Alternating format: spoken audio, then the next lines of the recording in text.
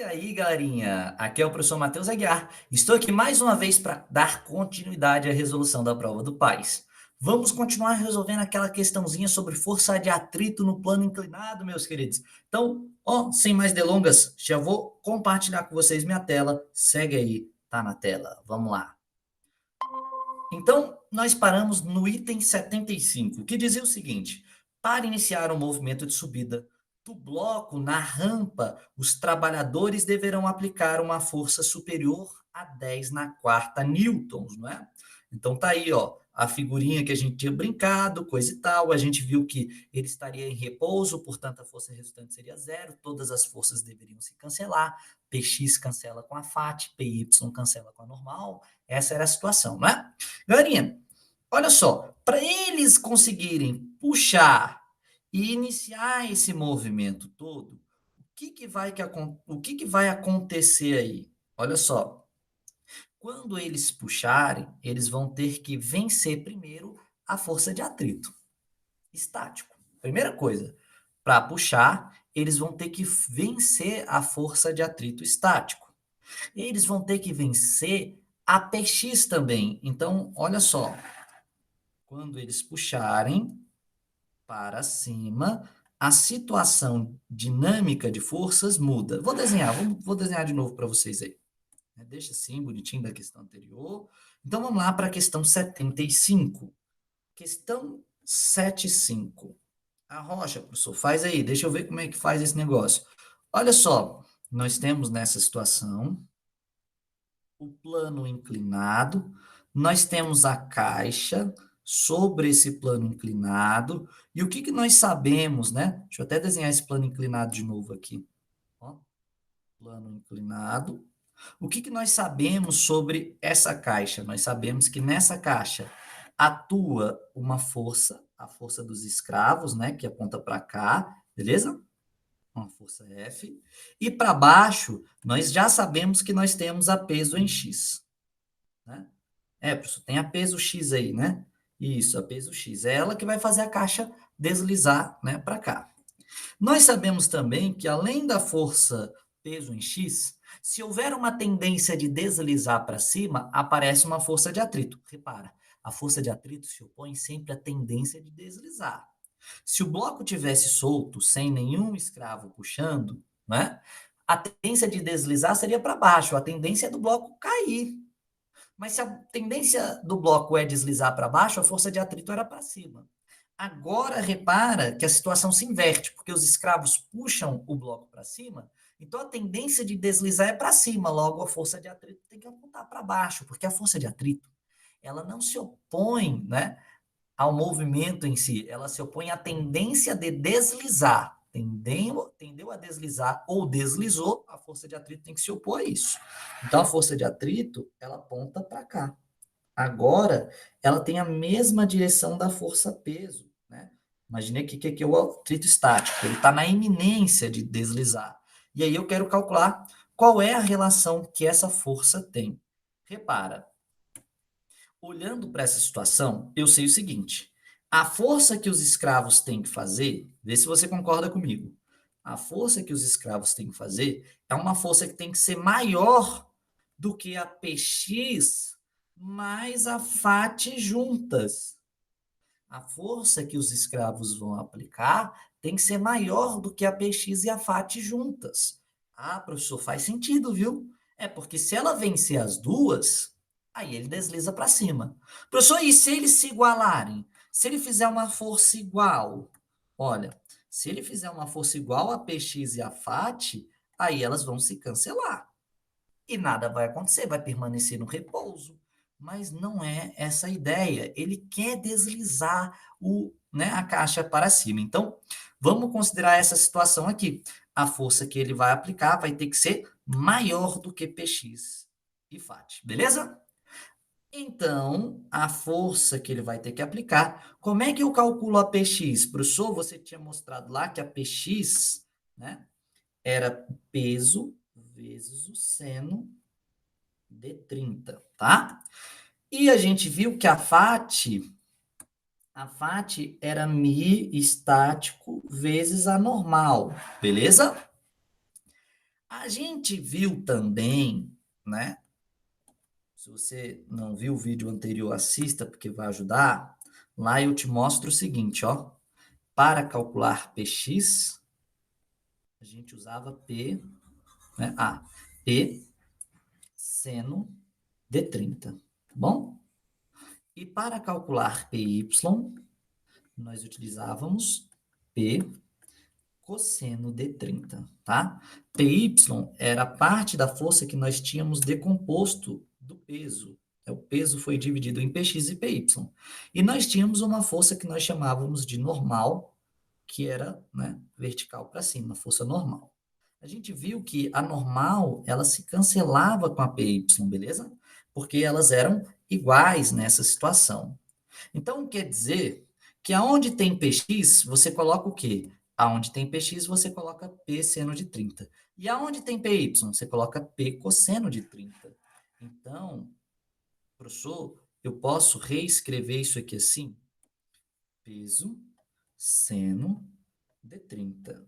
Mais, mistático, né? A gente calculou o mistático, galerinha. O mistático, a gente viu na questão anterior, que era raiz de 3, né? Sobre 3. Beleza? Mistático era raiz de 3 sobre 3, foi o que a gente calculou. Então, quer dizer que o mistático, raiz de 3 sobre 3. A normal, a gente está vendo que a normal, né, ela é igual ao PY, não se esqueça, tá? Se a normal é igual ao PY, então no lugar da normal eu vou colocar essa relação, tá? Normal é igual ao PY, então normal, já que ela é igual a PY, PY é P cosseno de 30, beleza? Como é que vai ficar essa brincadeira, professor? Essa brincadeira vai ficar assim, a força então vai ter que ser maior. Quem é o peso? O peso é m vezes g, tá? Quem é seno de 30? Seno de 30 é 1 sobre 2, mais raiz de 3 sobre 3, vezes o P, peso, não se esqueça, é m vezes g, vezes o cosseno de 30, né? Cosseno de 30 é raiz de 3 sobre 2. Beleza? Que vai acontecer aqui? Vai ficar assim, olha que conta bonita que tá ficando, galerinha. Massa, ele falou que era 2.100 quilogramas na questão, vezes 9,8, que é a aceleração da gravidade. Ele falou na questão também, né? Vezes 1 sobre 2. Se você quiser escrever assim, ó, sobre 2, porque fica mais bonito, pode escrever, tem problema não, é a mesma coisa. Raiz de 3 vezes raiz de 3, esse vezes esse, raiz de 3 ao quadrado, quadrado cancela com a raiz, fica 3, né? Aí vai ficar 3 sobre 3. Tenho 3 aqui que está multiplicando 2, posso escrever assim, tá? Só que repara que o 3 vai cancelar lá. Ah, pessoal, multiplica eles também. Quer multiplicar? Multiplica, meu coisa, não tem problema não, fica 6, né? Mas depois vai simplificar? Não precisava. M vezes G, né? Aí tu simplifica o 3 com 6, dividindo por 3 em cima e embaixo, tá? Você podia ter simplificado antes, não tinha problema. E aí, como é que vai ficar essa brincadeira? Não se esqueça, M é a massa, 2.100, G é 9,8, que é a gravidade. Como é que vai ficar isso aí, galerinha? Vamos fazer os cálculos? Calculadora, cadê a calculadora? Aparece aí, calculadora. Aparece aí. Aparece aí, calculadora. Tô apertando o botão aqui da calculadora. Essa calculadora não tá valendo nada. Aparece, calculadora. Aí, ó, agora foi. Então, ficou como? Ficou assim, 9,8 vezes 2.100. Eu não sou obrigado a saber, né? Não. 2.580. Então, 2.580. 2.580 é esse aqui, dividido por 2, né? Vamos lá? Calculadora. Então, 2.580 dividido por 2. 1.290, beleza? 1.290. Vamos voltar? 1.290. Beleza? Ou 12.900, será que eu fiz errado? Deixa eu só dar uma olhadinha aqui. Acho que teu professor mongolou. É 20.580 dividido por 2. Então, ficou 10.290, né? Licença? 10.290. 90. Não vai errar besteira, não, professor, não vai, não. Mas, né? Aqui simplificou, galerinha, ficou assim, 2.580, ou 20.580, perdão, 20.580, dividido, né, por 3, né, porque aqui vai ficar 1/3, beleza? Vai ficar 1/3, perdão, vai ficar 1/2, então dividido por 2. Então vai dar aí, vai dar o mesmo cálculo ali, professor. Vai dar o mesmo cálculo ali. Então aqui também vai dar, repara, 10.290. 10.290 mais 10.290 é 20.580 newtons, beleza? Então quer dizer que a força que ele vai ter que fazer é uma força maior do que 20.580 newtons. Ou seja, repara, vamos colocar isso no sistema internacional de unidade, no sistema internacional não, no notação científica, meus queridos. Notação científica. Pega a vírgula, que está lá depois do último zero, anda uma casa, duas casas, três casas, quatro casas para colocar entre o 0 e o 2. Então, se eu andei quatro casas para a esquerda, soma 4 no expoente, né? E isso aqui vai ficar assim, ó. A força F vai ter que ser maior do que 2,05, né?